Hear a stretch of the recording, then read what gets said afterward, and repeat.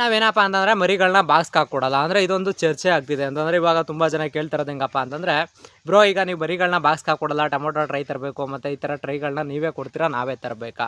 But ಇದರಲ್ಲಿ ಏನಪ್ಪ ಅಂತಂದರೆ ನಿಮಗೆ ಸೇಫ್ಟಿ ಇಂಪಾರ್ಟೆಂಟು. ಅಂದರೆ ಒಂದು ಬಾಕ್ಸ್ಗೆ ಅಂತಂದರೆ ಟೊಮೊಟೊ ಟ್ರೈಗೆ ಈಗ 100 ಮರಿ ಐತೆ ಅಂದರೆ 3 ಟ್ರೈ ಮಾಡ್ತೀವಿ. ಅಂದರೆ ಟೊಮೊಟೊ ಟ್ರೈ ಆದರೆ, ಇಲ್ಲ 11 ಟ್ರೈ ಬರುತ್ತೆ, 11 ಟ್ರೈ ಆದರೆ 4 ಟ್ರೈ ಮಾಡ್ತೀವಿ. ಈ ಥರದ್ರಲ್ಲಿ ಟ್ರೈಗಳನ್ನ ತೊಗೊಬನ್ನಿ ಮತ್ತು ಮರಿಗಳನ್ನ ಸೇಫಾಗಿ ತೊಗೊಂಡೋಗಿ ಅಂತೀವಿ ವಿನಃ ಯಾವುದೇ ರೀತಿ ಸೈಡ್ ಎಫೆಕ್ಟ್ಸ್ಗೆ ಮತ್ತು ನಮಗೇನೋ ಟ್ರೈಯಿಂದ ಯೂಸ್ ಆಗೋದಿಲ್ಲ. ನಾವು ಯಾಕೆ ಟ್ರೈ ಕೊಡೋಲ್ಲ ಅಂತಂದರೆ ಅವೆಲ್ಲರಿಗೂ ಈಗ ಪ್ರತಿ ತಿಂಗಳು ಮರಿ ಕೊಡ್ತೀವಿ ಅಂದಾಗ ನಾವು ಪ್ರತಿಯೊಬ್ಬರಿಗೂ ಮರಿ ಕೊಡೋಕ್ಕೆಲ್ಲ ಟ್ರೈಗಳನ್ನ ಅಡ್ಜಸ್ಟ್ ಮಾಡೋಕ್ಕಾಗಲ್ಲ, ಅದೆಲ್ಲ ಪ್ರಾಬ್ಲಮ್ ಆಗುತ್ತೆ.